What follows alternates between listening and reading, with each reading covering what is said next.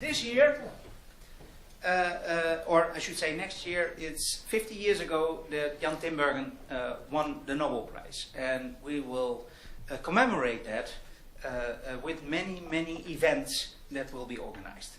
Of course, this is the Tinbergen Lecture. Next year's Tinbergen Lecture will be given by Larry Katz, and he will pay due attention to the race between schooling and technology, the metaphor invented originally by Jan Tinbergen.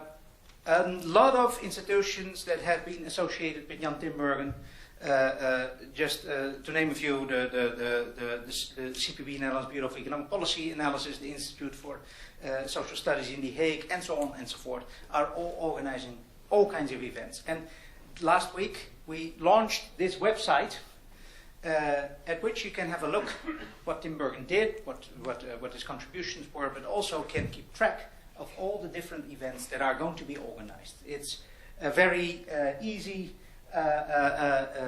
internet address, tinbergentoday.nl.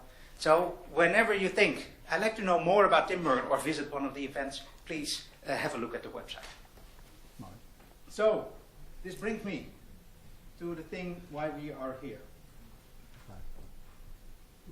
The Tinbergen Lecture by Ed Glaeser. We're tremendously honored and pleased to have Professor Glaeser here. Professor Glaeser is currently professor at Harvard University. He had an education first going to collegiate school in New York City, then going to Princeton, and then obtaining his PhD from Chicago. And this is, of course, a very nice crossover. In the old days, Chicago and Harvard had some discussions about economic issues, and now apparently there's a bridge between Chicago and Harvard, and maybe Glaeser built the bridge, or at least helped to. He has been at Harvard, I guess, for his entire professional career, and he has been a tremendously prolific academic. He has many fields of interest. I don't know whether this does justice to your economic interests: urban economics, housing economics, human capital, law and economics, economic growth. But there's many more topics if you check out his CV. You can find hundreds of articles. These are just the 10 most cited ones, and if you look at the titles, you can see how broad his research agenda is. Economic growth, cities, geographical concentration, trust, and so on and so forth. It's a tremendously broad research agenda on which Professor Glaeser has been working on, and also with many co-authors. He also has written a number of books, including popular books, also serious academic books, policy reports, and so on. So I think Ed Glaeser is an eminent academic. He's a prolific writer. I'm looking very much forward to hear what he has to say. And I was actually thinking about what is the connection of Glaeser with Tinbergen. And he can maybe give us a connection himself, because first of all, I have to apologize for not knowing, as an academic, a lot about your research. I'm in a different field. But I was also thinking whether Tinbergen would have much associations. He has, of course, been writing about trade, and he invented the gravity equation. So he had some interest in geographical dispersion. He also had clearly similar policy interests when it comes to inequality, when it comes to mobility, when it comes to development, when it comes to economic growth. So here you clearly have connections. And you are both interested in real policy issues. So we hope to hear more about that. Maybe you can also link to Tinbergen himself in your talk. I'm very pleased once more and proud to have you here today, Professor Glaeser.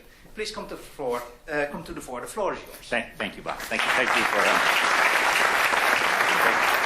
shake hands.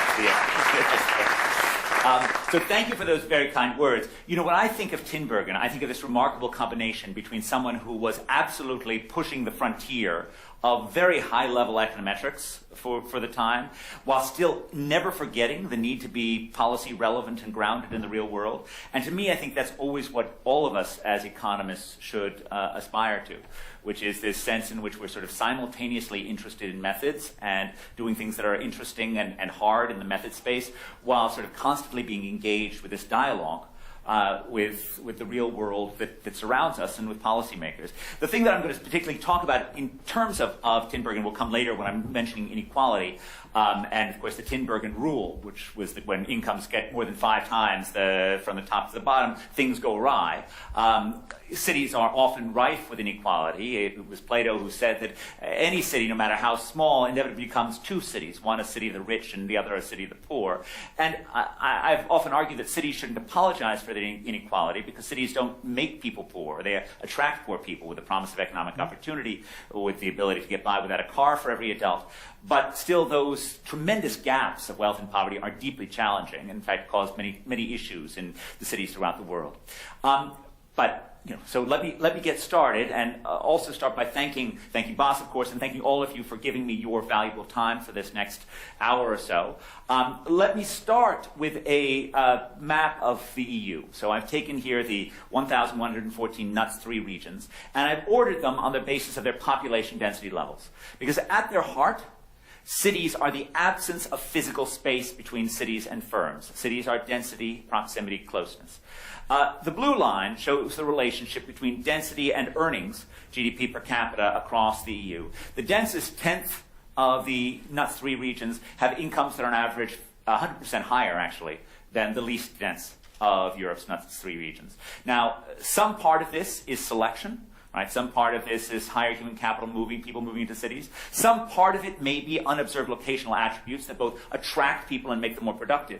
But given the vast, enormous literature on agglomeration economies across the past 30 years, which has tried to deal with these issues with a variety of different tricks, from using soil quality as being an exogenous variable in terms of generating extra density, to looking at movers across space, to using the randomization of refugees in Sweden. This literature almost uniformly suggests that there is at least some significant treatment impact, that actually being thrown into the maelstrom of economic activity that is, for example, the Randstad, that actually does have treatment effects. Although one clue that comes out of the migrants data about why cities do that is that typically when you look at migrants who come to cities, they don't experience the full urban wage premium overnight, but rather month by month, year by year, they experience faster wage growth, which is perhaps most compatible with a view that cities are places in which human capital gets accumulated.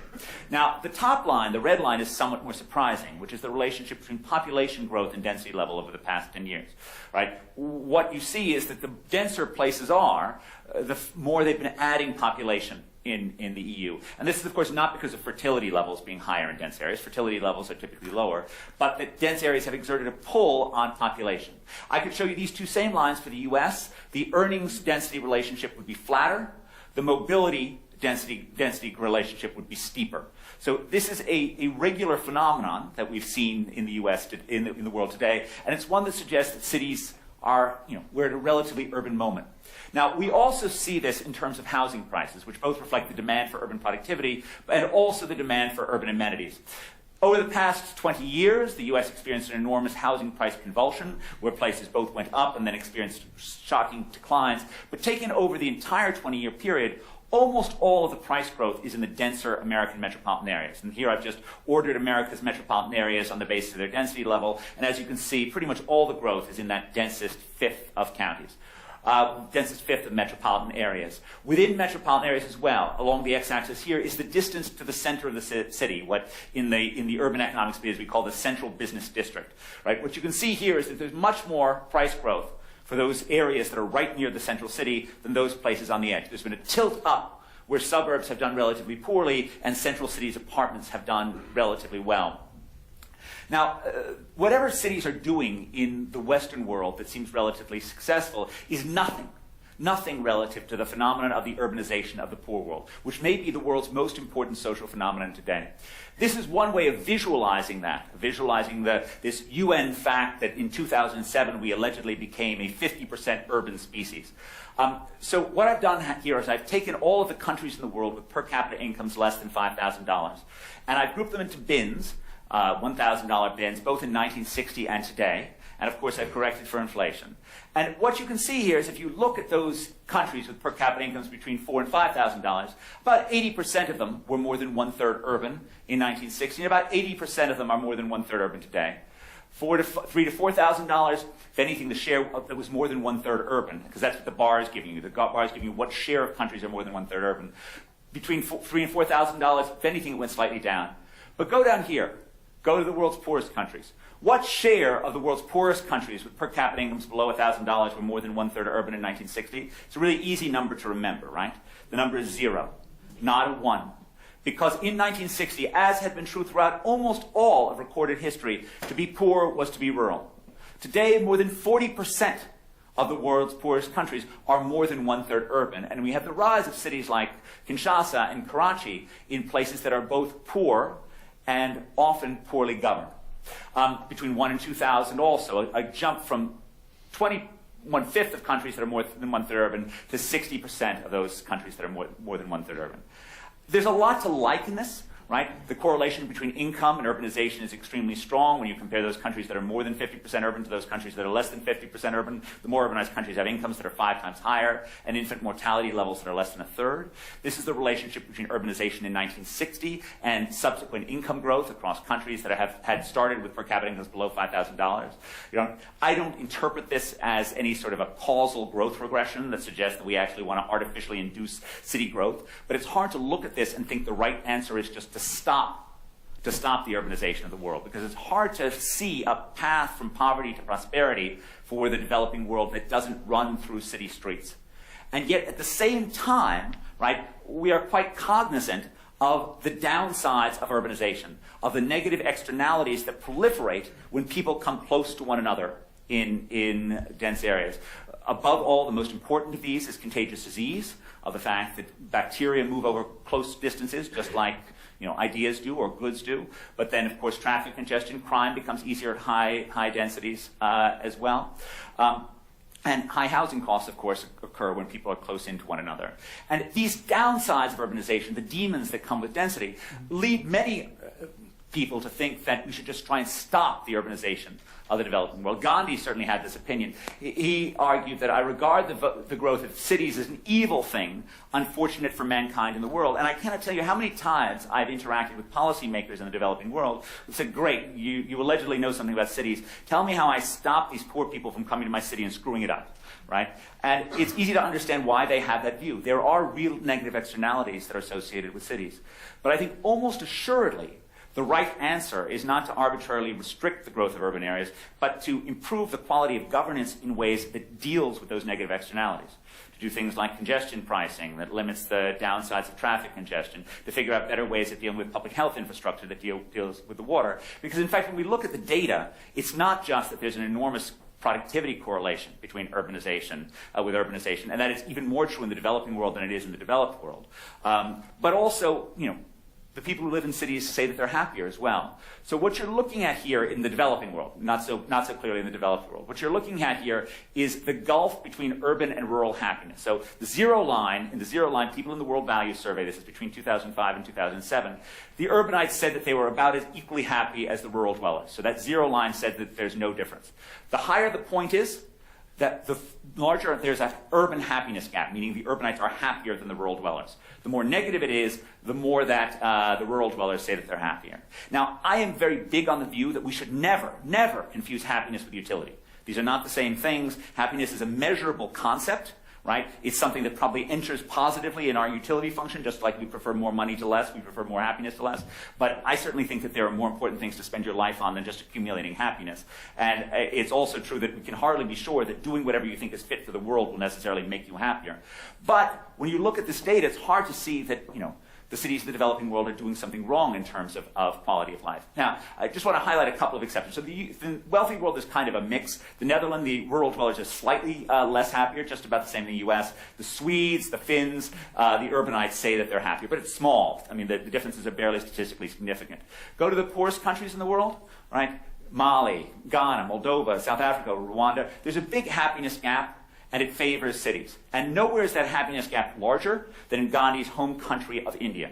And the point is, of course, that when you think about the malfunctioning of a Mumbai slum, right, you can't compare it to Amsterdam. You have to compare it to rural India. And there's no future in rural poverty. Gandhi was wrong, fundamentally. That, in fact, by his own metrics, by life satisfaction, by happiness, the urban dwellers of India appear to be much happier than the rural dwellers are, despite the negative externalities that exist in cities. There are two outliers here. So this was 2005 to 2007, where Iraq cities were receiving certain exogenous negative shocks. And Thailand, I blame on Bangkok's traffic jams. Now, I often think it's helpful when you think about cities to think about a triad of forces, three things on which urban success rests. One of which is the economic magic of human interactions, right, which includes the ability to buy and sell, hire, and work with. I'm using the Amsterdam flea market as being an example of bringing people together and enabling trade at high densities. It looks kind of messy, but it looks kind of fun too. The other side, the second element, is these downsides of density, which require effective governance. It was mentioned that I was a Chicago PhD. Like many Chicago PhDs, I started life with a certain amount of skepticism about public intervention. But I can tell you, I don't believe, just as there's an old line, there's no such thing as an atheist in a foxhole, meaning when you're getting shot at, you start believing in God. There's no such thing as a sensible libertarian in a city. Right? There's a need to manage these negative externalities from density, and unless you sort of have some model of how to do that, things don't get better. This is the Boston police trying to deal with the marathon bombing that occurred 5 years ago. And then, of course, there's the physical city, the built infrastructure. This is in Colombia. And as an economist, I often push back against architects and urban planners who see the city as the built environment. Right? The real city is not the built environment. The real city is the human capital that lives in the city. But the built environment does matter, and we'll return to that again and again. Now, why is it that we're in an urban moment? In some sense, things have to come from preferences and technology, and I think over time it's technology that is changing far more than preferences are. Technology has been shaping cities for millennia. I like to start with the aqueduct, both because it's probably the most important technology that has favored cities over the century, because there's no more important urban service than clean water. I also like to raise it to remind people that technology was not something that was invented in Silicon Valley in 1965, right?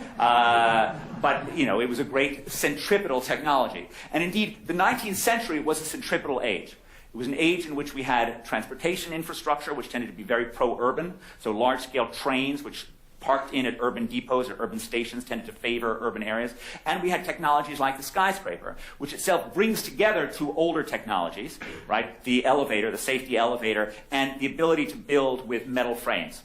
So these metal frames, which actually comes out of horticulture, comes out of greenhouses, then gets moved in Les Halles in Paris, moves into sort of urban space, and then eventually becomes the skyscraper. And of course, there's one of the regular themes of my work is the extent to which urban interactions facilitate unplanned intellectual exchanges. And in some sense, my own work of cities was very inspired by the work of Paul Romer, who was also around Chicago in the 1980s, and sort of thinking about cities as places. Bob Lucas is on the mechanics of economic development, also emphasizes this point, in which externalities associated with knowledge transfer go on. And the point about the skyscraper, this is the first skyscraper allegedly at Chicago's home insurance building, but it's not even a true skyscraper. Only the front two walls have a load-bearing steel skeleton. The back two walls are traditional load-bearing walls. And so there's a great story about how there are about 10 great architects, William Baron-Jenney, Daniel Burnham, Louis Sullivan, Adler, Root, the great fireproofing engineer, Peter B. White, who all completely stole ideas from each other, completely mimicked each other, and collaboratively they managed to create this thing. And this point reminds us that we are intellectual magpies. It's one of our greatest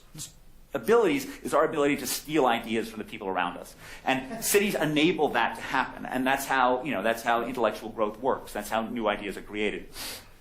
The 20th century was a much more centrifugal age. And above all, that's about the automobile. Again, I can tell a story about collaborative creativity in Detroit in the 1880s and 1890s. Of course, Americans do need to be reminded that we actually didn't invent the internal combustion engine. That was actually invented in Germany. But we did make it cheap. And that wasn't just about Henry Ford. That was, again, about one of these collaborative chains of creativity, including Ford, the Dodge brothers, the Fisher brothers, Billy Durant, Ransom E. Olds, and so forth, all of whom supplied each other with ideas, parts, and financing.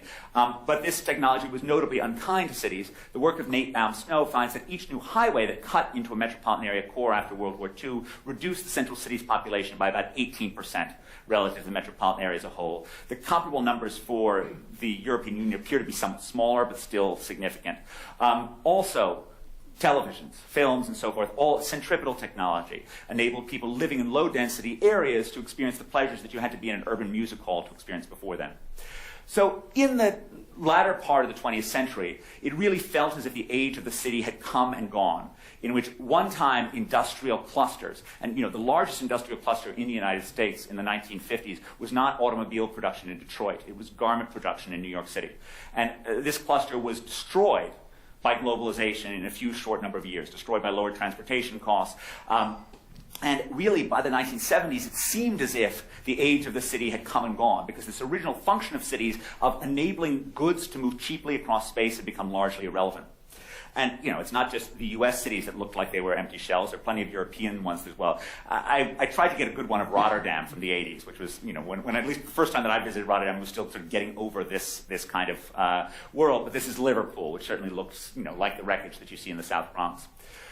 When I started thinking about cities almost 30 years ago, the big theme was the cyberseers and the technoprophets, the predictors of the future, were very big on the view that just as declining transportation costs for goods destroyed urban manufacturing, declining transportation costs for ideas, and these, of course, were the current technologies of the 1980s, would destroy the idea-intensive industries in cities. Right? That we would all just depart from urban spaces, no longer feel the need for face-to-face contact, and park ourselves in electronic villages somewhere, electronic cottages, and enjoy all the pleasures of low-density living. But that didn't happen. And in many ways, throughout the world, we see cities doing remarkably well, particularly in high human capital, knowledge-intensive industries. Above all, in many areas in finance, and that shouldn't surprise us. Finance is the industry in which being a little bit smarter can make you richer faster than any other industry can possibly make you. This is Bloomberg's Wallace office at Bloomberg LLP, which reminds us of many things. But one of them is the nature of trading floors, which historically have been open spaces where really rich people eschew large offices to get the advantages of being close to one another. Okay, in some sense, that's the city writ small. And this other one is the Googleplex. And if you thought that long-distance technologies were going to make face-to-face contact in the cities that enable that contact obsolete, then the industry above all the world that should see that is Silicon Valley. And the company above all the world that you should see that in is Google. And yet, that's the last thing that's happened. Google has not sent everyone home and said, just dial it in. They buy the Googleplex. They cram everyone together. They try to put people on top of each other, because that's how creativity works. That's how knowledge works. And in some sense, the urban edge of the 21st century is the ability to exchange knowledge.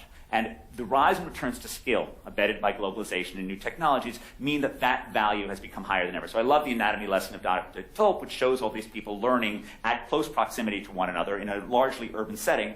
And that's become more valuable over time. And when you think about your own careers and your own life, the truth of this should be fairly evident. Anyone who's ever taught knows, and I think almost everyone here has probably taught something, the hard part about teaching is not knowing basic economics.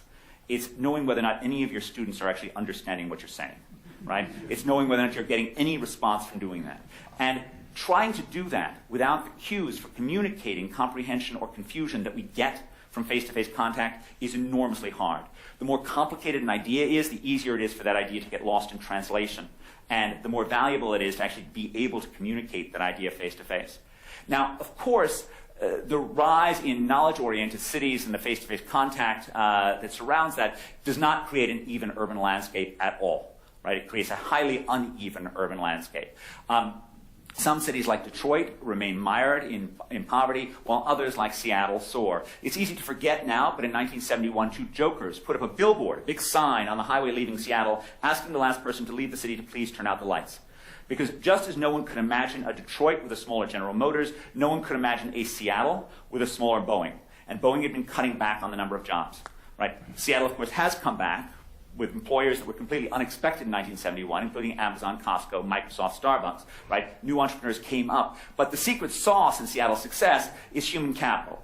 Right? About 50% of Seattle's adults have college degrees. About 13% of Detroit's adults have college degrees. And of course, when you think about the success of Amsterdam cities, the very high level of human capital in the Netherlands plays a huge role in making these cities as functional as they are. This is across the U.S., the relationship of the share of the population with a college degree and per capita GDP. First thing to just notice is just the enormous gulf between America's more or less productive metropolitan areas, which is really huge, as much as fourfold. The second of which is the fairly tight relationship between these areas. And of course, this is not just about the fact that an individual's human capital makes them more productive, but about human capital externalities. Now, there is debate about this. right? Enrico Moretti has really made this topic his own. Not everyone believes Enrico's numbers fully, but I guess I kind of do. A typical number would be as the share of adults in your college area with a college degree goes up by 10%, your earnings go up by 10%, holding your years of schooling constant. Right? And that apparent spillover has gone up over time substantially, just as the returns to schooling have gone up substantially. I guess the reason why I believe human capital externalities has more to do with my own experience than it does with any really smart instrumentation strategy, although we've certainly seen a lot of smart instrumentation strategies.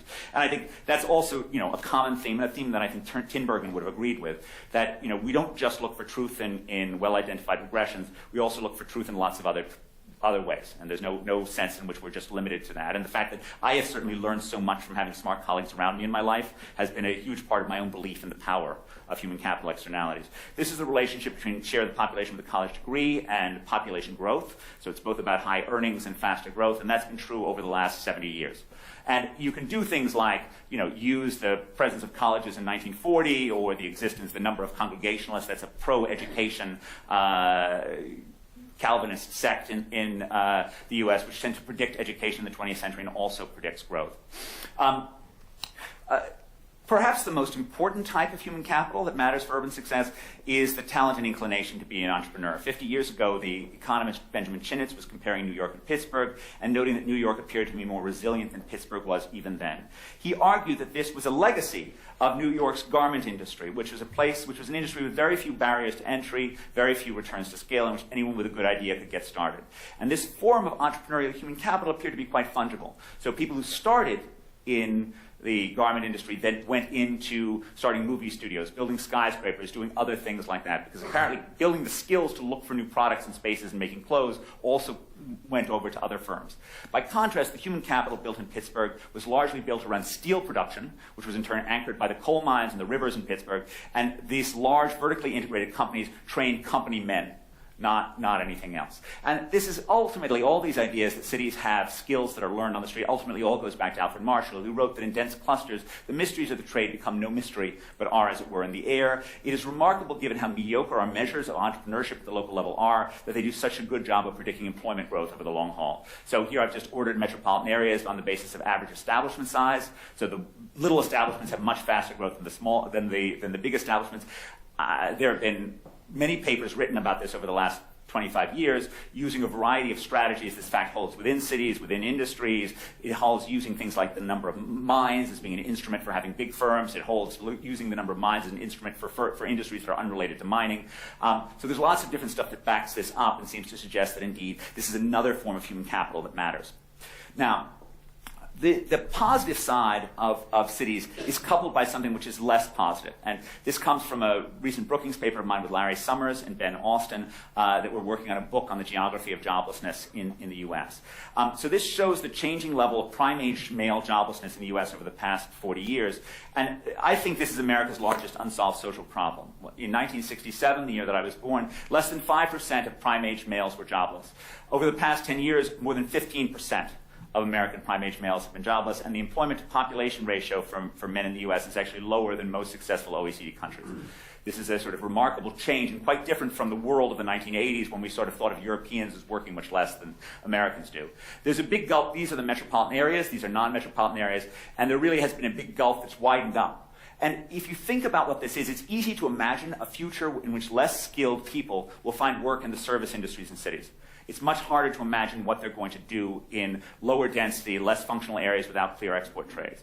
This perhaps helps to explain, this is the geography of joblessness in America, and this dispersion. So if you look for joblessness not around San Francisco or LA or the Eastern Coast, where is joblessness in the US?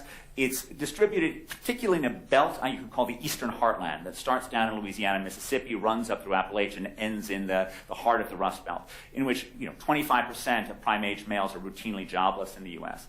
And it's very hard to see what they're going to do. 60 years ago, you would have said low-wage joblessness meant you're going to put a factory down there. And indeed, that happened in post-war America. In the 21st century, there's not demand for low-skilled labor of that form, certainly not in industrial occupations. And you're not going to move your high-tech company from Silicon Valley to West Virginia to get cheaper barbers or cheaper service workers. One of the reasons why I think joblessness is so important is that I believe that we privilege inequality too much relative to joblessness in our debate. joblessness to me seems like a far worse curse than earning a little bit less. One of the reasons I think this is coming again from the happiness data, from the life satisfaction data. If you look at people who are earning more than $50,000, prime-age men who are earning more than $50,000, 2% of them say they're unsatisfied with their lives. 35 to 50, 4%. Under 35, 6%. Jobless, 18%. Okay? It's a massive gulf. And if you look at people who are both jobless and unmarried, you're getting numbers like 31, 32%. Right? It reminds us that like life satisfaction, happiness is only dimly tied to earnings relative to social connection, a sense of achievement in life, and the jobless are just suffering far more from this. If you don't believe any of that stuff, just buy the fact that joblessness has a bunch of externalities associated with it, most prominently just the fiscal ones, the fact that you don't pay taxes and you do get welfare payments. The U.S., on top of this, the U.S. economic geography has changed. We're used to thinking of the U.S. as having an astonishingly fluid economic geography, right? Historically, for 40 years before 1992, 6% of Americans changed counties every year. For the last decade, the inter-county migration rate has never broken 4%, so that's a one-third decline in mobility, right? Successful areas make it increasingly difficult to build. There's increasing sorting of skilled people around other skilled people. So share of the population with a college degree in 1940 strongly predicts subsequent growth in share of the population with a college degree. And income convergence at the local level basically stopped at exactly the same time period Robert Barrow started documenting it. Okay, so whereas throughout almost all of American history between 1840 and 1980, there was very strong income convergence. Rich places grew much less in per capita GDP. This is just totally stalled. Over the past 20 years. Perhaps because capital no longer moves to these areas, perhaps because people find it difficult to move out of these areas and move into high-wage areas because of barriers to building in those areas. Skilled migration so this is what's happening in terms of the skill migration. This is the college graduation rate for non-migrants.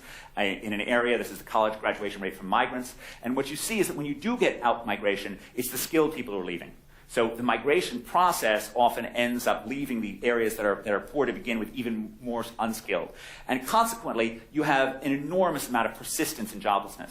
So some of you may remember Figure 2, Blanchard and Katz's famous paper on regional evolutions, which showed unemployment in 1985 on unemployment in 1975 and showed that no connection, which suggests that these labor markets were fluidly dispersing all their problems. This is an 80% R squared of non-working in 2010 on non-working in 1980, and a coefficient more than 1.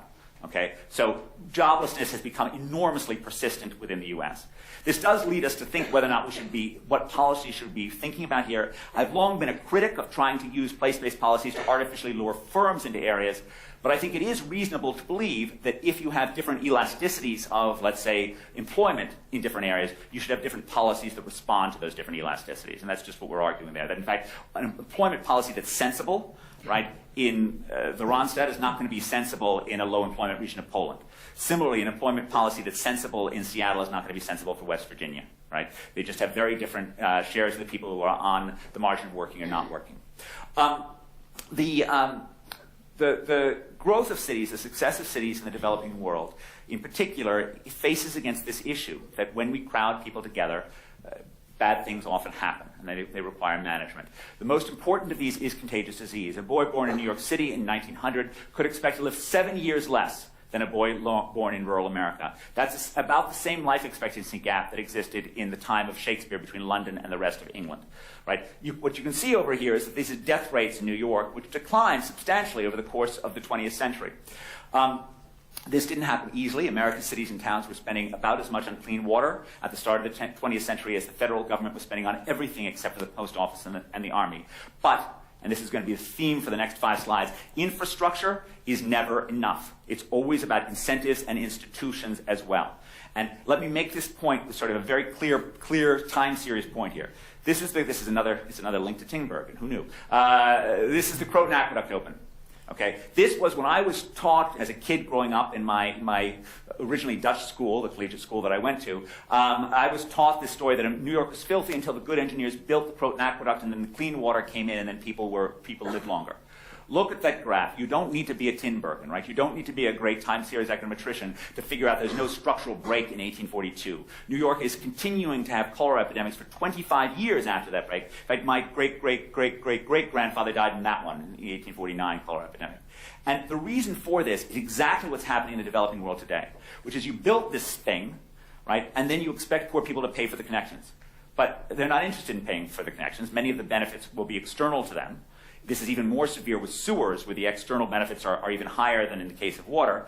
And so you built the infrastructure, and the poor people don't connect. And even when you have some form of subsidized water, which you did in New York during this time period, right, it ended up not being enough. And so it's not until 1866, when the Board of Health starts imposing essentially Pigouvian taxes on landowners who don't connect, that you actually start seeing this problem get better. This is the only thing that I'm going to show you that looks remotely like theory. This is from a recent paper and proceedings paper with mine with Nava Ashraf and Giacomo Ponsetto. When you're thinking about dealing with the problem of getting people to connect, of dealing with this Pigouvian externality, you have to confront the fact that the level of governance in many developing world areas is incredibly low. So we consider two possible ways for dealing with this: subsidies or fines. So you can either pay for people's connections or you can fine them for not connecting. Both of those require different types of public management. If it's a subsidy, it requires competence in the executive sector, not to waste the money completely. If it's fines, it requires some degree of non-corruption on the part of the legal sector. So what this graph is meant to show is A is the quality. A is a parameter which captures the quality of the legal sector. Delta is a parameter which captures the competence of the executive sector. So over here, both the executive and the legal sector are terrible. And there, the only answer is no adoption. You can't actually get it done. So you shouldn't build the infrastructure in the first place according to this. Down here, you have a very competent executive section, and there you can just do it with all the subsidies. Over here, you're sort of in a middle ground, and I think that's the most. Over here, you have a very good legal infrastructure, and there you just use fines. Over here, you're in the middle ground, and our finding turns Becker's 68 argument that you should use extreme penalties on its head, because what extreme penalties do is they mean that officials can extract extreme bribes. And that even leads to extortion of the innocent. And as long as you go over a certain threshold, you end up with no incentive, because everyone will be extorted for a bribe. So this leads to the view that you actually have to keep bribes low enough so they only lead to bribes of the guilty. And remember, as economists, we actually don't mind bribes as long as it's the guilty paying. It's just like a fine that they pay. That's our usual kind of result. It's a little immoral of us, I guess, but that is the usual thing in our law and econ models. But as long as you don't have fines at the same time extorted on the innocent, which eliminates the incentive to adopt. So it says low fines, not high fines, coupled with subsidies to do the rest of the thing. And that's sort of a running theme of thinking about the developing world, that you have these need for some form of Pigouvian fines, like, for example, kids defecating in the street, where some people think that there's some way of changing the culture. I'm an economist. I don't know about changing culture. I know about Pigouvian taxes, right? But we don't want to, penalize kids who do this to some huge degree. So my proposal has been to force them to do math problems in a local community center for an hour, which, if they're anything like my kids, they'll view that as being an absolute deadly punishment, even though it's unlikely to lead to particularly large levels of extortion.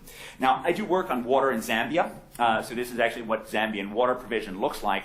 And in Zambia, they do have a lot of people are connected, but there are one of the big problems is even when you do have connection, the water is deeply intermittent. Now, one of the values of this is that intermittent nature leads to things that look like natural experiments. Because even though the regions that have more breakages, more failures, that's not random. And the seasons that aren't random, whether you have more breakages. But it is kind of random that this location gets a breakage at this date and this other location gets a breakage at some other date. So we use that variation to estimate the impact of water breaking and failure to deliver water. And what you get out of this is just one table of this, is obviously you get more waterborne diseases when the water breaks, because then you go to worse water sources. But you also find more non-waterborne diseases like respiratory infections. And the natural explanation for that is that poor kids stop washing their hands, when they don't have the water provided. You find that young women spend less time doing schoolwork and more time doing chores when the water breaks. So when the infrastructure fails, as it does with some degree of regularity, it has widespread implications. And when understanding why the infrastructure fails, incentives matter as well. And this can't really be interpreted as causal, but it's an amazing correlation. And I want to highlight this. Oops, I went too far. I want to highlight this one. In Zambia, you can either pay by water in two ways. And it's basically determined on which area you live in. One is you pay by the month. One is you pay by the meter. Okay? Now ask yourself, which type of client creates stronger incentives for the water company to keep the water flowing? If you pay by the month, you pay by the month whether or not the water flows or not. If you pay by the meter, you only pay when the water flows. The correlation between the amount of supply problems and the share of metered connections is like between 40 and 50%. So when people pay by the meter, they get their water fixed much more quickly and they have fewer breakage than when they pay by the month. Okay? So again, the sort of incentives and the institutions are deeply important when one gets enmeshed in this. And that's also true in the case of driving as well. Right? I mean, the thing we learned from Duranton and Turner's work on the fundamental law of highway traffic is that vehicle miles increase roughly 1-for-1 with vehicle miles traveled increase roughly 1-for-1 with highway miles built. If you build more roads, you'll just get more driving. Right? The big question for us as economists, we think we've known for 70 years that putting a Pigouvian tax on driving, putting a congestion charge was the right policy, and yet we have failed abjectly to convince policymakers that this was a great idea. And it's only going to this is Singapore, one of the few places where we've succeeded, which is the second densest country on the world where roads move fluidly, even during prime hours, right? But, we don't succeed in most other areas. And this problem is only going to get worse when we have more autonomous vehicles. Right? Because what autonomous vehicles do is they radically reduce the cost of sitting in traffic, which is going to increase the number of people that sit in traffic. I'm going to switch a little bit and talk a little bit about new technologies more general in cities. One of the interesting things is a lot of these new technologies bill themselves as being about sharing and being about harbingers of the sharing economy. Now, cities have always been about sharing. What is an urban restaurant other than a shared dining room, a shared kitchen? What is an urban park other than a shared backyard? But the difference is the sharing economy enables us to share more stuff. So we couldn't have had Zipcar in New York in the 1970s because you would have gone to pick it up from like Times Square and there would be like a dead body in the trunk. And it'd be like a highly unpleasant thing to try and deal with. Today, you're able to trust, or the idea that you're going to have some stranger come and drive you somewhere in New York in the 70s in an Uber car is impossible. And yet now we see more of this stuff. And there's a fair amount of evidence to suggest that these new technologies, the sharing, is complementary with urban life and is acting as sort of a positive force for cities. This is just Yelp reviews and just the density of Yelp coverage, which is much higher in urban areas than it is in low-density parts of America. These Yelp reviews then enable us to measure things about cities that we couldn't have before. One of the big problems, and this is a bit Tinbergen-esque as well, one of the big problems in terms of measuring cities is typically the data at high geographic fineness is typically available with very long time periods. So we all get the latest labor market data like once a month. Right? How often do you actually know stuff about the demographics at the neighborhood level in cities? They're still asking us to rely on 2014 data in the U.S. from the Census Bureau for low geographies. Now, 2014, if you're advising a mayor, that's like a million years in mayor time, right? You know how they talk about dogs as having longer years? Mayors like 1 year is like a century for a mayor. So telling him about something that happened in 2014 is completely useless. Now, the beauty is that there are connections between this data, like Yelp data, that's available at very high geographic fineness and very recent data that you can actually forecast what's going on. You can nowcast the local economy. This comes from work with Mike Luca, where we actually use the presence of Yelp businesses to actually predict how many actual businesses are showing up in county business patterns. So we're basically using machine learning to predict how many businesses are going on when we have overlapping data, and then when we don't have overlapping data, we use Yelp to tell you what's going on in it. The out-of-bag R-squared, which is the out-of-sample R-squared that you should be focused on, it's still not great. It's for the changes, it's only between 20 and 30%, but it's vastly higher in the high-density regions than it is in the lower-density regions, or the high-income regions relative to the low-income regions. So I would say this type of approach works modestly well in high-density areas, but it works terribly outside of them. You can also do this to nowcast gentrification, and indeed the change of neighborhood characteristics is occurring at an even slower pace. So, for example, things like the number of cafes is a good predictor of housing prices. There's a fact that was identified by the CEO of Zillow a couple of years ago that I needed to confirm, which is that Starbucks is a pretty good predictor of local housing price growth in the U.S. And here I'm taking 1 and 2 year lags of Starbucks from Yelp, and that's actually pretty predictive of price growth, including controlling for lagged price growth. I don't think this means that Starbucks is some sort of positive amenity that's boosting prices. I just think the guys at Starbucks are pretty good at forecasting which areas are going to see gentrification in these areas. You can now cast demographics. So this is the change in percent college educated, and this is the one that's at most a four-year average, 4-year delay. Change in percent college educated versus change in the number of groceries. So more groceries tell you the area is upgrading its skills, becoming more gentrified, more Yelpified. This looks at a bunch of different Yelp categories and its correlation with different measures of gentrification. Some of them are fairly intuitive: cafes, bars, restaurants, maybe barbers, maybe groceries. This one's really weird: laundromats. So everyone know what a laundromat is? One of those places that you go in and you watch your thing spinning. You wouldn't think of that as being like a yuppie thing. And then it occurred to me that, in fact, it might not be yuppie to use a laundromat, but to then think, once you've washed your clothes at a laundromat, boy, I have to write about this experience online. That's got to be a fairly yuppie thing to actually think as being sensible. Okay, so one of the things that we can do now with the help of machine learning and Google Street View is we can actually measure the changing physical landscape of the city. Some of this work is not mine, and I'll show you when we get this, but we now have coverage essentially of the entire world, or almost the entire world, with Google Street View images. And I'm going to talk about how to quantify those images, so to measure how you get actually physical change in the landscape. So this starts, the first work on this starts with Salasas, Schechner, and Hidalgo, who then crowdsourced. They gave people these images and said, which one looks safer? Okay? And so they gathered, 4,000 images, 8,000 unique participants, with people rating which looks safer. Now, for safer, you should just think looks nicer, because in fact, they don't actually get which areas look safer as measured by crime, and that should be fairly obvious. Where are you going to actually see more crime? Here or here? Right? You're going to see crime here because people are here. No one's going to go here on a Friday night and say, boy, I'm ready, mug me. But it does, it seems like a proxy for niceness, and many studies have sort of confirmed that. The big step was, with this you only had 4,000 images.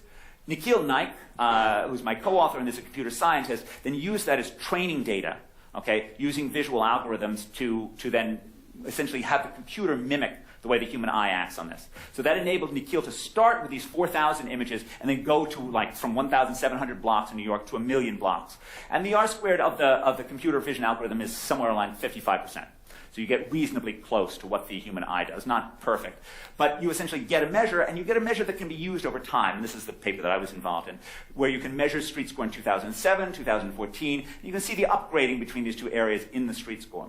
And you can then use that to measure neighborhood change, to measure gentrification, not just in terms of changing demographics, but in terms of the actual changing streetscape. So what predicts this? Well, just as education and density tend to predict good things at the metropolitan area level, they also predict upgrading. So the areas that started with higher education levels saw more upgrading. The areas that started with more density saw more upgrading. And if you don't control for other things, the places that started with higher levels of street scores saw more upgrading as well, which is sort of compatible with a sort of tipping model view that the places that started nice became nicer. There's also a sense in which success oozes over space. So places that were close to the city center, those did better. Places that were close to other nice areas, those saw faster upgrading. And places that were close to high density and high education places saw more upgrading. And this shows the correlation of all these things with a bunch of different areas. Actually, the things that are most correlated with the street score upgrading are vegetarian restaurants and Starbucks. Okay. You can also use this mechanism if you don't train on this sort of artificial, which area looks nicer, but you actually just train on housing prices. You can actually use this to replace the use of human appraisers.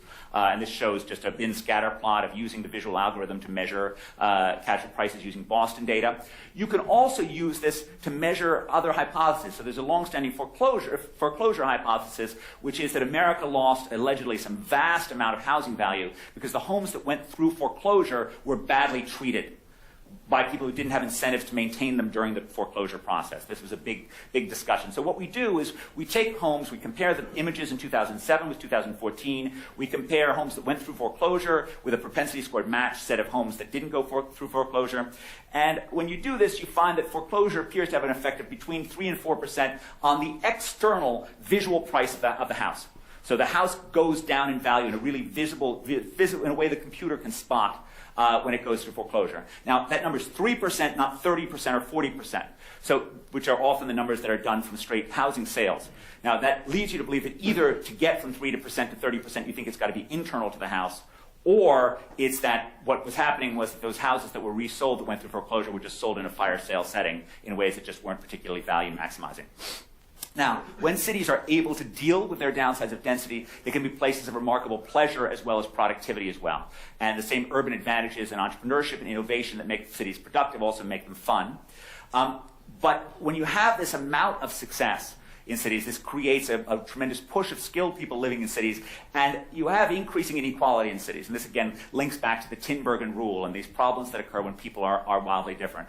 This looks at, I'm showing across America in metropolitan areas. This is the Gini coefficient in 1980 along the x-axis, the Gini coefficient in 2006 along the y-axis.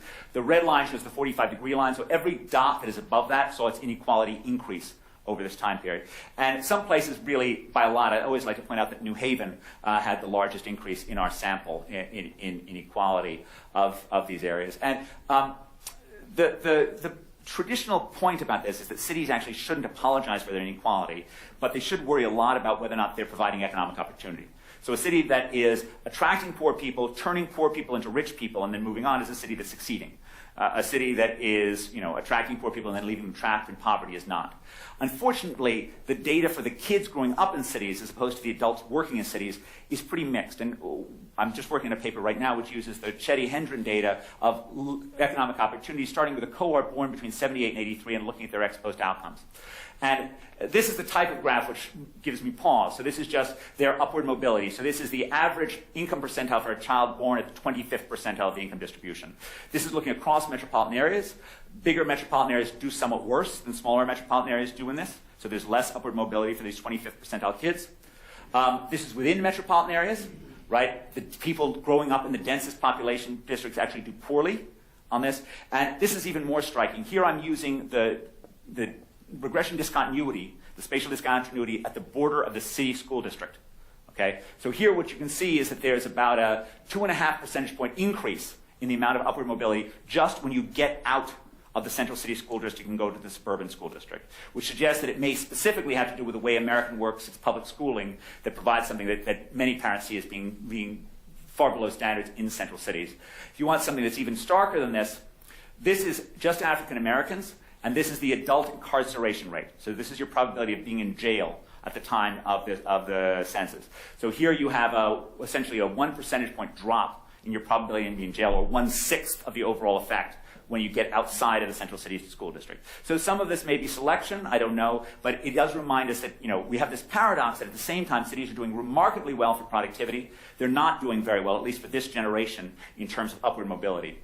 I think there are numerous hypotheses for this, one of which is selection, that the cities are attracting the poor and we're not measuring everything about their unobserved parental human capital. Another possibility is that cities permit positive and negative interactions, and some of these negative interactions get kids involved in crime or get their parents away from human capital investment. And the third hypothesis, which is certainly true, is that urban density permits segregation and means that, in fact, a child growing up in a poor neighborhood in a city may be more distant from positive things than a kid growing up in a smaller town, right? Just because the cities have enabled the segregation to occur. To say a couple of final things, I promise I'd get back to the physical city. When I think about urban areas throughout the world, I think about a Scylla and Charybdis, two twin dangers that are out there, are falling into. One of which is monumentalism. I'm using Astana as my objective for poking fun of a building for the sake of building, vast towers that serve no use. This is particularly dangerous when you see places follow the build it and they will come strategy. And indeed, if I were being less politically correct, I might point out that occasionally China is prone to this as well. And indeed, the Chinese housing boom in my recent JET paper with Anders Schleifer and Yuan Ma points out just how vast vacancy rates are in many third and fourth tier Chinese cities, where they're sort of building for the sake of building rather than to meet human needs. Then, of course, there's NIMBYism.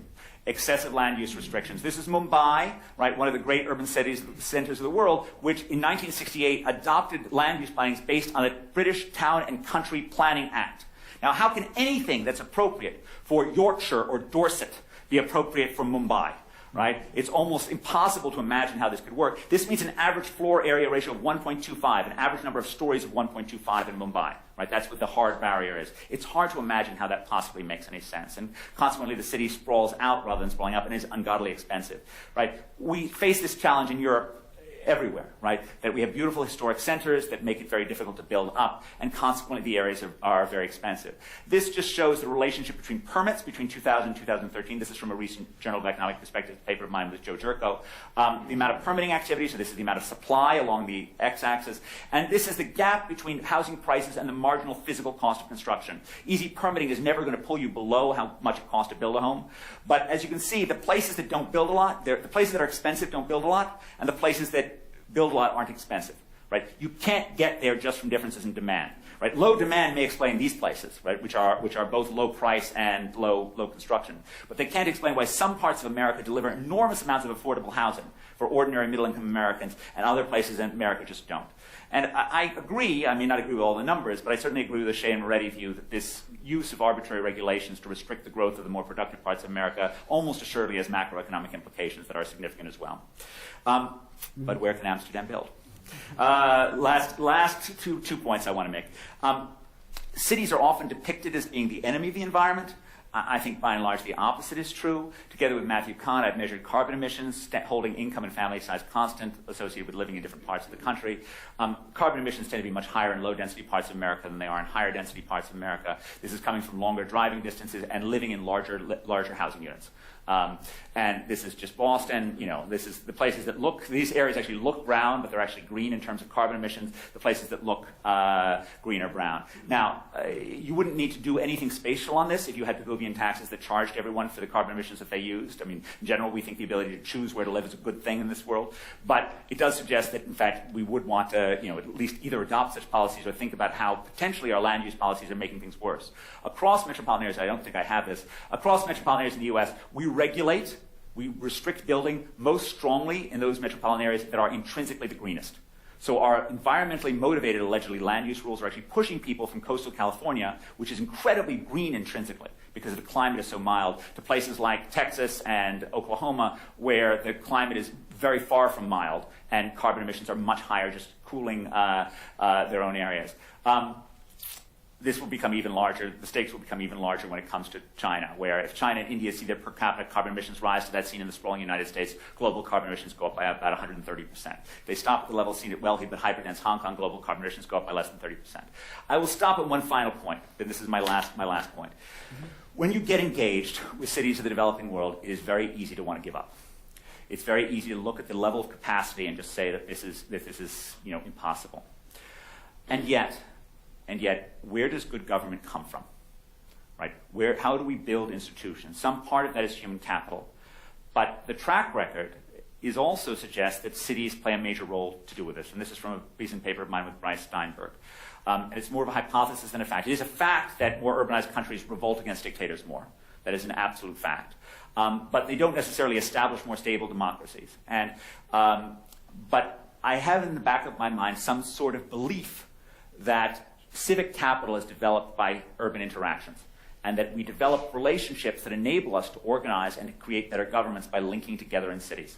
And I guess my belief in that is so founded in part on the history of how the American Revolution worked out and about the connections between people in Boston, but I think even more so, the great story of this is the Dutch Revolt. Right? The great story of this, if we go into the Hermitage Museum and look at those paintings of all these voluntary associations that existed in the 16th and early 17th century. That's a story of how social capital is being created. Those civic associations were then crucial in the 60-year fight against Habsburg overlords, and then the creation of a reasonably functioning polity that still is around you to this day.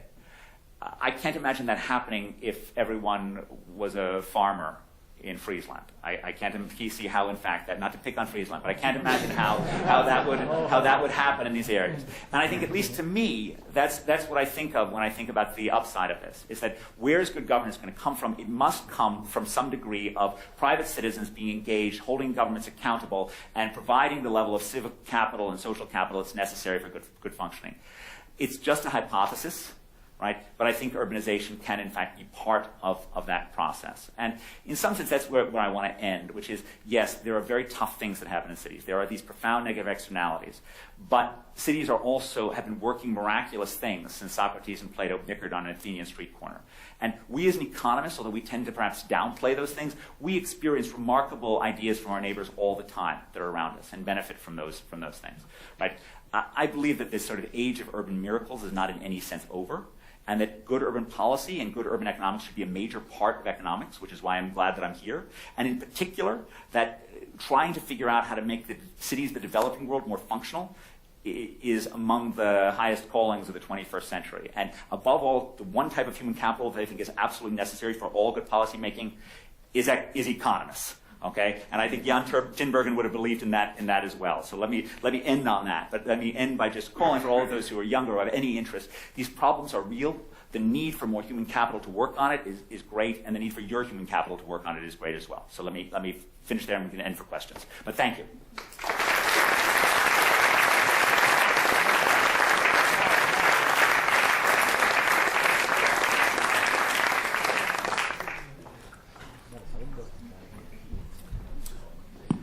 Yeah, it works. Good. Okay, Bas. Thank you, Professor Glaeser. Glaeser, sorry. the other one. Yeah. Eddie was one of my advisors, though. Thank you very much. This was my head is spinning now. Yeah. I don't know about you. Man, what an overload. I just start discussion. You presented a lot of figures showing how unequal cities can be, how large the differences across regions are, and I have you can say, Chicago-style type of argument. Would this suggest that also the negative externalities in cities are becoming bigger? That the income differences in cities are need to compensate people more to live in those cities? So is this a type of an equilibrium outcome that people need to be paid more if they want to live in a worse environment? Is the larger inequality a sign of more negative externalities in cities? Okay, so that's a great question. So first of all, let me emphasize that the core intellectual tool of urban economics is the spatial equilibrium, which is what Bas was just talking about. Yeah. The idea that there are no free lunches across space. Now, increasingly we're moving towards models like that of Rebecca Diamond's thesis, in which we allow a little bit more individual heterogeneity. So it still holds for the person on the margin, but not as perfectly. But the traditional model, as advanced by Sherwin Rosen, who was one of my advisors at Chicago, is this idea that if you see a place seeming to offer a free lunch, then something else is bad with that place. And that's exactly right. Now, let me just point, but when you think about urban wages, there are two separate issues. One of which is, what's the nominal wage, meaning not controlling for real prices, not controlling for local prices. Those gaps are larger than they ever have been. The one thing you can infer from the nominal wage is that if you're a Chicago person, right, you then infer the marginal product of labor is different in these different areas, because otherwise the firms wouldn't stay there. So you've got to infer that the marginal product of labor is higher. And that's how I was sort of using it in some sense. But if you want to actually make statements about amenities, you actually have to move from the nominal price to the real price. You have to have control for prices. And what we know there is in the 1970s, real price gaps were much larger in cities than they are today. Okay? So once you control for housing prices, in fact, traditionally in the 1970s, real prices rose dramatically with city population, which means, exactly by your argument, that in fact to move to New York City in 1975, you had to offer people combat pay, okay, because it was unpleasant. Today, because housing costs have risen, in fact, even more steeply than wages have, in fact, there's a real wage deficit from going to New York, which is most compatible with the view that in fact, New York is actually offering an amenity premium right now, not an amenity loss. But this is exactly it's exactly the kind of question that you should have asked. Yeah. I have a second related question. So if cities are so great, why aren't people moving there? So this is inspired by Bob Lucas. If countries are so poor, why isn't capital flowing to it? Well, so there are two questions. So there's a lot of things that can move, right? People can move, capital can move, technology can move, and apparently there's this vast difference across regions, large geographical dispersion, and apparently this is not taking place, at least not to the extent that you would expect. So in Europe, this is why I started with population change, population growth being faster in urban areas. So people are moving to denser areas within the EU, and even more so within the US. I think in terms of understanding I'm going to give two different versions of answers to your questions. So answer one is they may be moving less than you'd think. Number two, European migration rates are just low, right? They've been low for a long time, and this is often, there are many different theories about this. One part is just deep cultural links with where you're coming from. In the U.S., this relationship would be higher. But the third part of this is housing supply. Okay, if the population growth in a region is determined by the number of homes that you build in the region, and if you ain't going to build homes in a successful city, it ain't going to grow. right? I don't need, it's not some puzzle why the population of Silicon Valley hasn't grown by 5 million people. It's very easy. If you're going to have 60-acre minimum lot sizes, that's about, 25-hectare minimum lot sizes, right? You're not going to add population if you don't allow the housing supply. So that seems pretty clear to me. I mean, at least that's the model that I carry around in the back of my head. Now, in terms of the why doesn't capital move to these places, I think I alluded to it. Why move to these low-wage places? I think the bottom line is just, in some sense, there's a race between globalization and mechanization. And this is, in fact, true for like a larger issue around Africa, is whether or not Africa will ever industrialize itself out of poverty. We have two trends which are going on simultaneously, one of which is it's easier to move capital around, it's easier to control capital over longer distances, all of which would make it easier to have capital move to Louisiana. But at the same time, we use fewer and fewer bodies in the manufacturing that we do. We've been substituting for a variety of different areas into capital-intensive industry. And the bottom line is most American industry that is remotely globally competitive is enormously capital-intensive relative to low-wage labor-intensive. And so there just doesn't make any sense to move any of America's factories to places where you have where you have relatively low-wage workers who are relatively low-skilled. They don't have the skills that you need in the factory, and they don't have the low wages. So I think this move away from a industry-intensive employment world to a service-intensive employment world makes it increasingly clear that we're not going to have the movement of capital iron these things out going forward. Do you share the surprise of David Order in his co-authors that they found that using these similar type of graphs that people were much less mobile across regions than they expected? So they had this view that Americans would easily move, sometimes a number of times during their lives, to find employment at another side of the country. So again, I think this is a great unknown question. And partially their intuition was exactly the Blanchard and Katz intuition, which was there's a great paper written almost 30 years ago in which it seemed like Americans just migrate their way out of local problems. That just doesn't seem to be going on in the same way that it used to be. And it's not clear why that is. So in one sense, I can tell stories about why there were these great migrations in the post-war period, the movement of African Americans to northern cities, the movement of everybody to the Sun Belt, abetted by Sun Belt grows because of both the air conditioner, but also having relatively pro-business strategies, as the work of Tom Holmes, looking at the spatial discontinuity at state borders, tells us.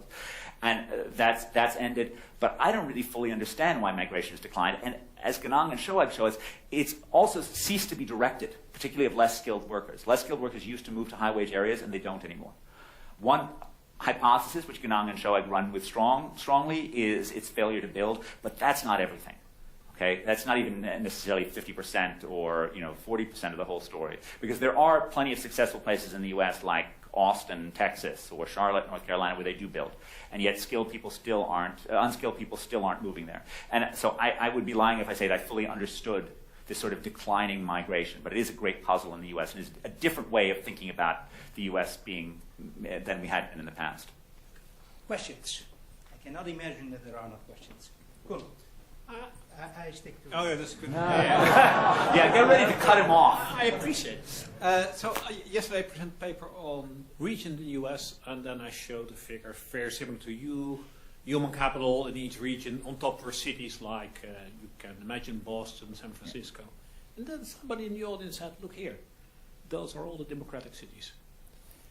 So what is this sorting of higher educated people in particular regions do for the political stability of the US, to take the first example, and then think about Europe?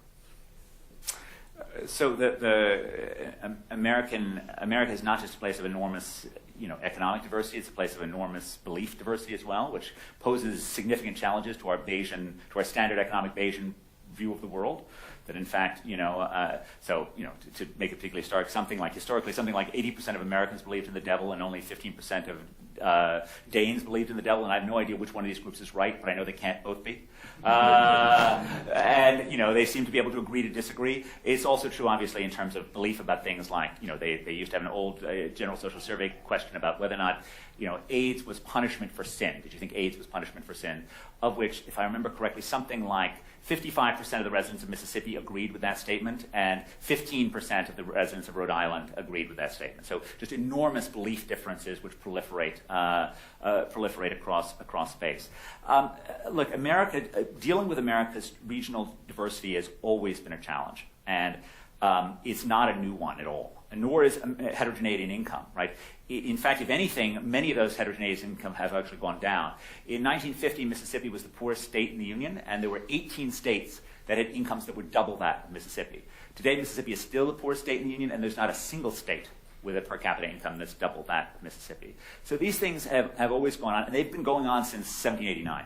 Right? That heterogeneity is enormous. Now, often they switch. So if I can look at the map of the 1896 election and compare it with the map of the 2004 election, and you have very clearly a red state America and a blue state America. It's just the reds and the blues have completely flipped. Right? They're 100% different. So the old Democratic heartland has now become completely Republican, and vice versa. And right now, the Democratic Party appears to be, is particularly urban. That owes a lot to FDR and his attempt to sort of create an urban coalition around, machines. Some part of it is the fact that the Republican Party ended up choosing a deeply anti-immigrant stance in the late 19th century. That was part of whereas the Democrats ended up catering to immigrants, and some of that has persisted. I always wanted to write a paper about why cities were more democratic, but I never figured out how to write it as economics, but I think it's a really interesting question. But yeah, sure, America constantly feels like we're on some verge of breaking apart, and yet the institutions have lasted. And yet the institutions have managed to figure out some way to survive, and things continue to feel deeply stressed today. And I feel as stressed as anyone by American politics. But I think we have to have, if you have some historical perspective and realize how stressed things felt in, 1964, when a fifth of American states still lived under a Jim Crow system. Right, under American apartheid, or 1896, in which there was this huge rural-urban divide between Republicans and Democrats that went the other way, or, we haven't yet gotten close to the one time when it really did fall apart, which is 1861, right, where the regional differences over slavery became so far that it led to the most deaths in conflict of any American war. So if that's the prognosis, that's a very bad one, Kuhn. So, but I continue to be more optimistic than that. Yeah. In the past. Well, only because I look at the past and I see that things were screwed up then too, and we managed to survive most of the time, with the exception of 1861 to 64. So you paint a fascinating picture of how technology and change in technology shape the attractiveness of cities. And then you quickly switch towards explaining what policy can do to mitigate all the issues cities have. I was wondering, does it mean that policy, or is there not that much that we can actually do to shape cities themselves, like in the way technology shapes the cities in the first part of your story? So policy. So when you think about the good stuff about cities and the bad stuff about cities, so the positive interactions in cities, I think the most important policy that relates to it is schooling, right? That in fact these human capital externalities are deeply positive, policy relevant, and they're a part of it. There are also, of course, plenty of attempts to use geographic policy to create clusters of a variety of different forms. So that's trying to micromanage these areas. I tend to like those better when they're actually private industries that are doing that. Of course, the most famous being Philips at Eindhoven, which was a spectacular success in terms of creating a geographic cluster. Most of the time, so sometimes they're able to make clusters work, a lot of the time that they're not. I tend to be more in favor of when governments have cluster policies of things that are best understood as like experimental clusters. So you've got a policy you want to try, like one-stop permitting, right? And you're not willing to try it everywhere, but you'd like to see whether or not it works, so you're going to have some small region in which you test it out. I sort of like that better than the idea that you're going to create a permanent tax wedge that favors one area versus the other. That seems hard for me to make sense of in terms of these things. Now, in terms of other government policies, so I talked about entrepreneurship, and I mean, governments love to do things about entrepreneurship. It's not clear they have the foggiest idea how to create entrepreneurs. It's not clear that business schools know how to train entrepreneurs either, right? I mean, that's a hard thing to do. But we do know that they do know how to get in the way of them. And I just will sort of end on that comment that like it's sort of outrageous in the U.S. that we regulate the entrepreneurship of poor people so much more heavily than we regulate the entrepreneurship of rich people. So if you want to start your internet phenomenon in your Harvard College dorm, like there are going to be no regulators looking over your shoulder until you've got 1 billion users and have possibly hacked an election. Okay. If by contrast you want to start a grocery store that sells milk products, in downtown Boston, you've got to go through 17 permits to actually get that. And that's kind of an outrageous thing in terms of the way that we work that. I would just share one small anecdote on this. So one of my personal pet causes is, food trucks, these sort of mobile things, are like a great urban technology. Lots of ability for entrepreneurship of poorer people, lots of ability to respond to urban changes. And so I've been in favor of less regulation of food trucks for a long time. This is not health related. They still need to go through public health inspectors. I'm not against that. But and I got involved in this cause, and there was this woman who had been trying to start her food truck in Detroit for 18 months. Now, and she'd been completely unable to get through Detroit's regulatory wall. Now, the idea that Detroit is saying no to any entrepreneur, right, feels absolutely crazy to me. But particularly this woman who just wants to sell her food products. And the great thing is I do this national public radio show with her and the ombudsman of the city of Detroit. And for a whole hour, everyone's beating up on the representative of the city of Detroit, right? Everyone, the callers are all beating up on him. I'm beating up on him. She's beating up on him. The host is beating up on him. Finally, at the end of the thing, this poor beleaguered city servant who says, "Oh, lady, just go ahead and start your food truck. We're never going to catch you." Yeah. Do we have time for one more, boss? Or yeah, okay, great. Yeah. More questions? If there are no more questions, I do have a... No, there you've got one, boss. Your questions are too hard, boss. No, I'm going to do it myself. Okay. So I was wondering on the final topic you raised, so this relationship between urbanization and institutions. And you mentioned the rise of civil society in cities in the 17th century in the Netherlands. So I immediately started to think of counterexamples, and I think the Dutch history offers one interesting counterexample, and this is the waterboards. So they are even much older, and it's basically farmers working together to provide protection against floods. So build dikes and so forth. So that's all. It's like a local public good, and it has been argued that actually that already was a big step in the building of civil society, and it actually occurred in the rural economy. It's a great example. So clearly such examples exist. Although presumably you have to have sufficiently high density for that to work at all, right? So you have to have at least somewhat. It may not be urban, but at least it's relatively high density farming. It's certainly these things do certainly exist. You want me to count it with another one? I'll count it. I'll take your water dikes and I'll throw you back the Bruges Matins, right? So the original defeat of the French royalty at the Battle of the Golden Spurs, right, comes about because a butcher and a weaver, and of course these weavers' guilds were very much of sort of a hotbed of creating these urban interactions, right? Organized in Bruges, 1204, and they've got these French conquerors who are the French overlords who are there, and they slaughter them all in their sleep, which is always a good way to start in a revolt. And then they managed to organize their local guildsmen, who actually managed to defeat the flower of French chivalry at the Battle of the Golden Spurs. So, I think there are plenty of examples of urban areas managing to organize this. Although I think, again, and this is also true in terms of urban revolts, right?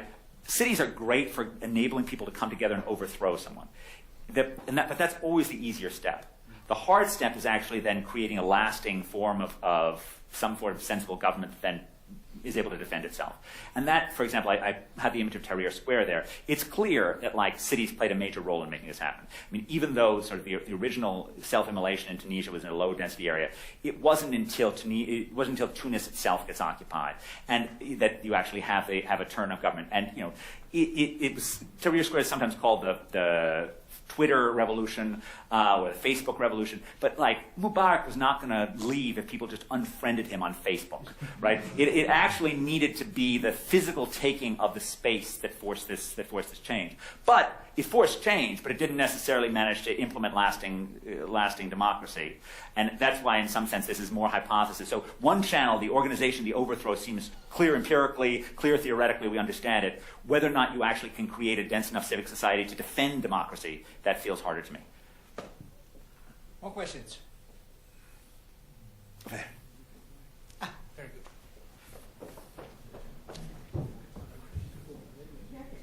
A lot of your policy conclusions are Pigouvian taxes, but you also said yourself that as economists we haven't been successful in convincing policymakers to implement them.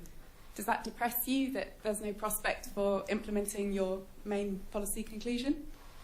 No, because I live in a state of permanent self-denial on this.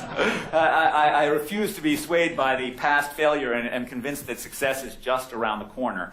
Yeah, of course, in some sense it should depress us. But it's also true that, like, the very fact that these things are unpopular is all the more reason why those of us who are not in government should talk about it. Right? We've got to, and I actually gave a paper this morning where I argued that one of the problems with Pigouvian taxes is that is something that's akin to what psychologists call the fundamental attribution error, which is that the fundamental attribution error is this view that people attribute too much of other people's behavior to fixed attributes of them rather than to situational attributes. Okay? Which leads people to think, presumably, that new situations are going to lead to changes in behavior. People underinterpret the impact of some new condition on changing behavior. This shouldn't surprise us as economists. In some sense, we don't like any form of semi-rationality. But on another level, we spent a lot of time, making waves talking about how behavior does respond. Right? That's, in fact, usually the main contribution of economists to public policy debate, is saying, look, if you do this, people will respond in some way. I mean, that is the point of the Lucas critique, for goodness sakes, right? I mean, people are going to respond to do with this. So the fact that we think it's worthwhile emphasizing that suggests that we do at least believe that people don't get this automatically. Now, if you believe that, think about how people are going to get wrong road construction and Pigouvian taxes, or congestion fees, to be more concrete. So if you think that people's driving behavior is kind of fixed, right? And there's plenty of evidence that people think that, then building more roads, that's just great. Because that means I'm going to get more lanes, and the number of drivers are going to be there, and I'm just going to move around. Or I'll give you an even more example. This is a Matthew Rabin favorite. So Rabin likes the example of getting rid of handicap spots. Right? So according to my colleague, right, lots of people think that getting rid of handicap spots would be great because that means they could get that spot. And they could park in that spot. But of course, if the handicap spot was no longer a handicap spot, somebody else would have taken that spot, right? So it wouldn't be an equilibrium outcome that it would be open. Similarly, right, around congestion pricing, if you think people aren't able to properly anticipate the behavioral response, then in fact all they see is the added tax and they don't think about the added benefit. And certainly there are plenty of examples both from opinion polling and from the curious case of Stockholm where they had a trial period of congestion pricing and 41% of Stockholm residents were in favor of congestion pricing before the trial run.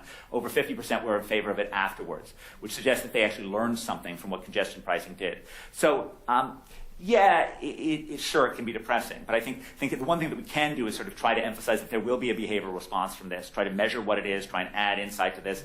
And look, I still don't know a better way of trying to fight these things than Arthur Cecil Pigou, and I'm gonna continue pushing for it. So, all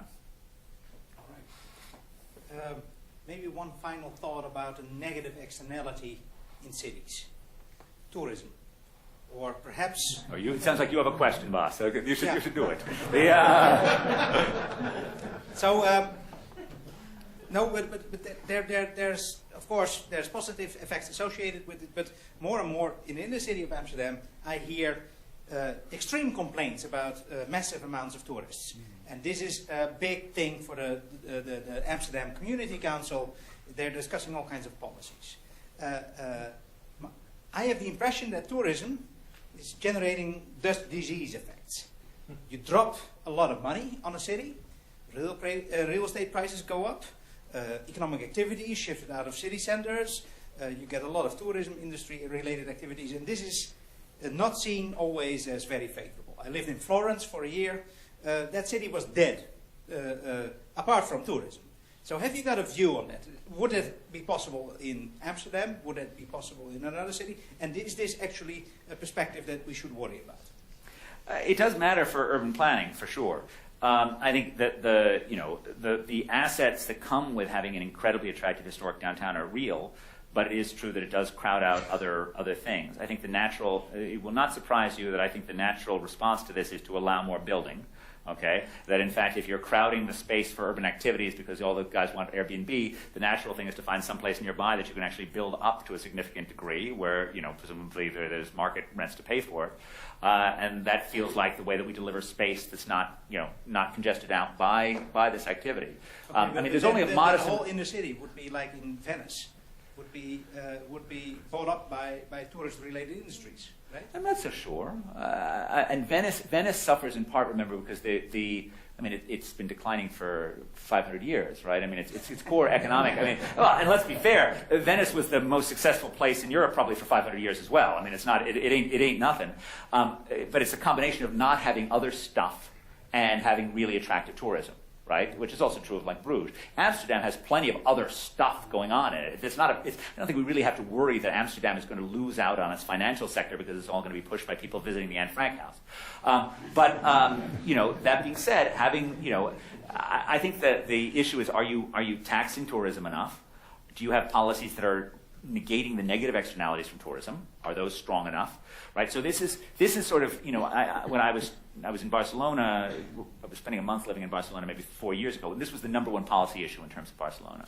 And I engaged in some talks with the city government. There, a large part of it's not so much that everything was priced out of the city. It was more that like the alco tourism had made the city unpleasant, unreasonable. You have a bit of that here as well. I mean, people coming here and drinking too much and misbehaving in different ways. Yeah, we've seen that. You've seen that sometimes. Now, the truth of the matter is, you don't see that in Paris because the gendarme will lock you up, right? I mean, if you have actually policies that are, that actually impose the equivalent of, yes, you guessed it, Pigouvian taxes on people who are misbehaving, you're going to have less of a downstream of this. Now, it doesn't have to involve the full majesty of French law. So the thing I would just tell you, the suggestion that I had for it's the ground zero for this in Barcelona was the Born area, and part of the weirdness of Barcelona is because this was relatively new. You didn't have, which you let's say have in Rome, the segregation of tourist areas from non-tourist areas. So, it's that mixing that makes things particularly challenging. But I thought the right answer for the Born was again, some form of punishment, but not that you actually gave people criminal records if they're going around drunk and making too much noise.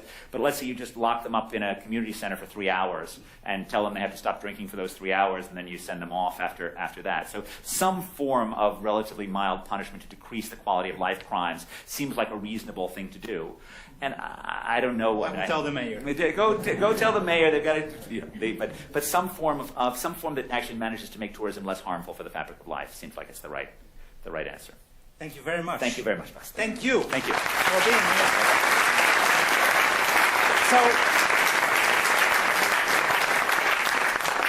here. So I have one more formality, and the logistics this time went well.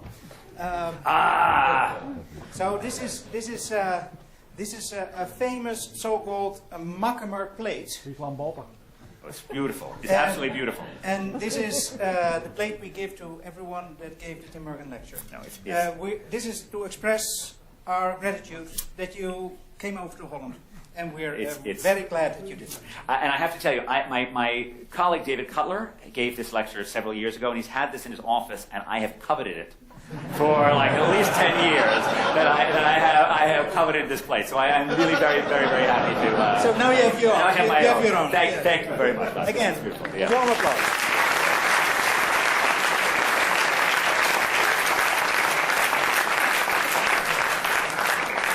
So, ladies and gentlemen, after all this head spinning, it's time to cool down our heads with cool beer. The bar is open. I look forward to seeing you there at other times, or another time, perhaps next year.